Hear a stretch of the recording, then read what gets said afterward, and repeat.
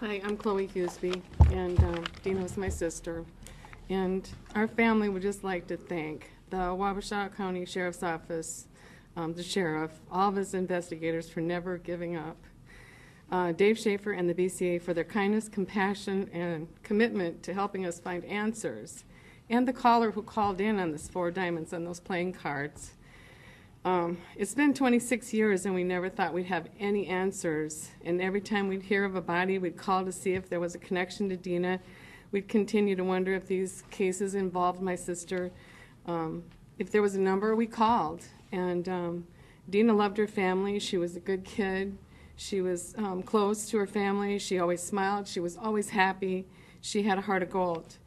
And without these playing cards, we would not be here today without them. And we encourage anyone from the public who may have information on these cases to contact the BCA.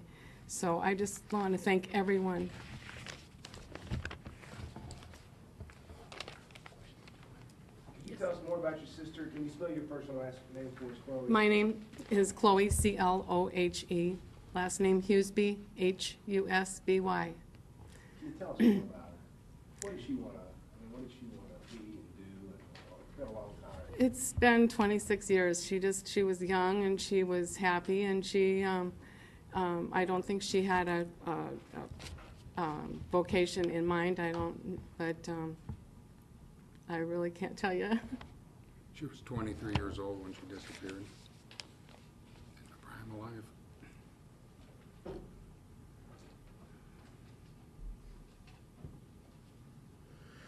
Did you think these playing cards would...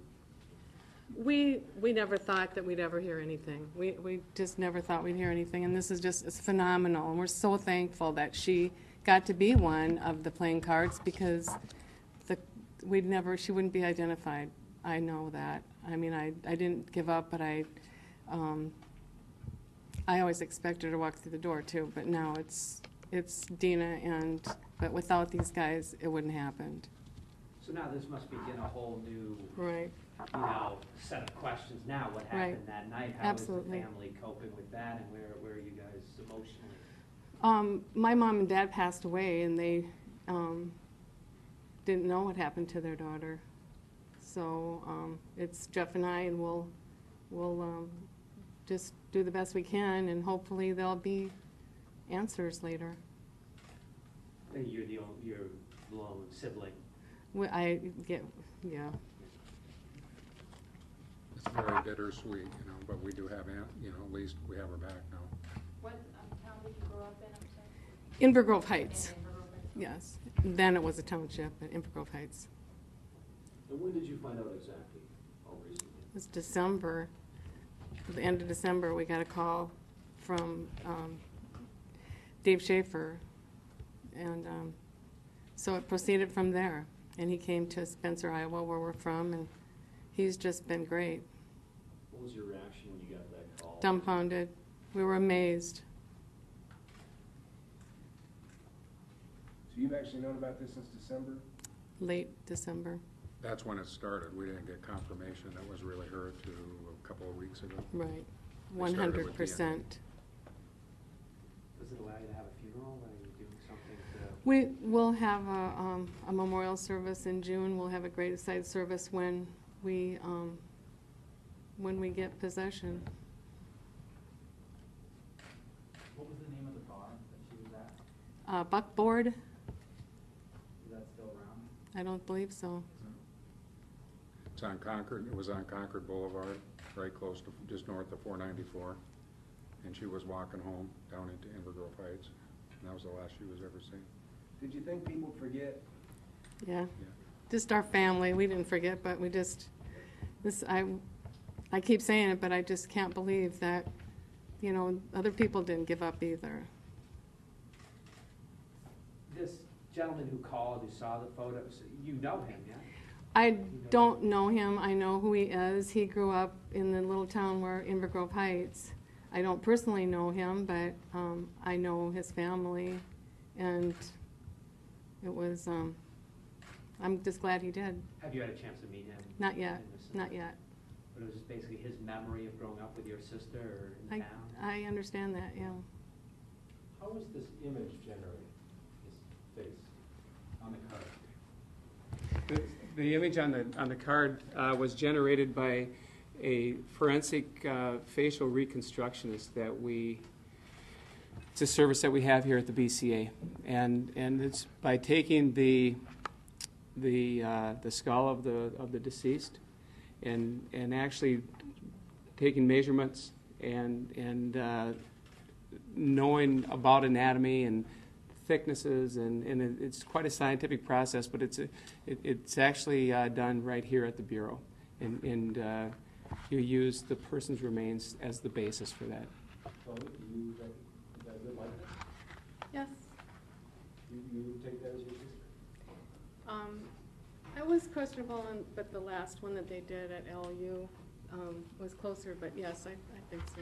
There was a computer-generated one down at LSU at the request of the Wabasha County Sheriff's Office, and actually, in today's world with today's technology, it provided, I think, probably a better snapshot. But back when this was done, I think that this was excellent with the jawline, and it was enough for the neighbor to now, all these years later, think that this could be someone that he grew up with. Do you have I don't know what number I'm looking for, but a number of unidentified persons that remain sort of John and Jane Does with the BCA? Is that a We have, number? Janelle, you have the exact numbers. This is Janelle Rasmussen from the BCA. Come on. We have over 200 unidentified remains cases in the state of Minnesota that are at medical examiners and coroner's offices throughout the state.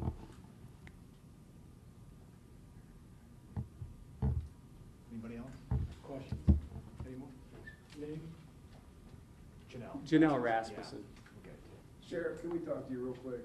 Sure. Hey, can you spell your last name for me? B-A-R-T-S-H. And how long have you been sheriff?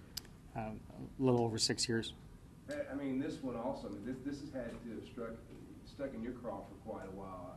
Talk about that to us. I mean, Well, it has, and the sheriffs before me, in fact, 2 different sheriffs and several investigators, and like I said, a couple of case files this thick, and a lead after lead after lead, and they'd all come into dead ends, and yeah, it was exciting for us that this came to be how it did, and of course we're sad for the family for actually having the discovery now of a loved one being found, but it's definitely exciting for us and for the BCA that this came to be. who would have thought a deck of playing cards would do this? Yeah, I guess the BCA did initially. So Well, in order to move this investigation forward, will she somehow remain in the deck of cards? that I'm not sure. I'm guessing they'll probably keep it on their link, and it'll be probably say solved or have a name to it and any more information. That's up to them. I'm guessing that's probably how it would take place. That's exactly what the plan is. We'll leave that on there for now. We're anticipating another run of these cards also in the future. I don't know exactly the time frame for it, but if the funding is there, we've definitely got the cases that we could put on there. There were a lot of deserving cases that didn't make the cards, and we definitely want to move forward with this and take another shot at it. It's been more successful, I think, than we thought it was going to be in this short a period of time. And what are the odds at this point? I mean, I understand. 6 to 5. No. But in terms of pinpointing a cause of death now, or what? I mean, where do we go from here? Well, I will say this. The medical examiner gleaned enough from the autopsy to rule this case a homicide. I'm not going to go into the specifics of what the medical examiner found, but we're going to proceed as if it is a homicide until we have information to the contrary. And what that means is it's going to be a lot of old-fashioned police work with some new technology thrown in there in the forms of analysts and computers and searches, but also knocking on doors and talking to people. Can you speak any more specifically about the things that you guys recognize that led you to believe that it's a homicide? No, that's part of the investigation. Anybody else? Thanks.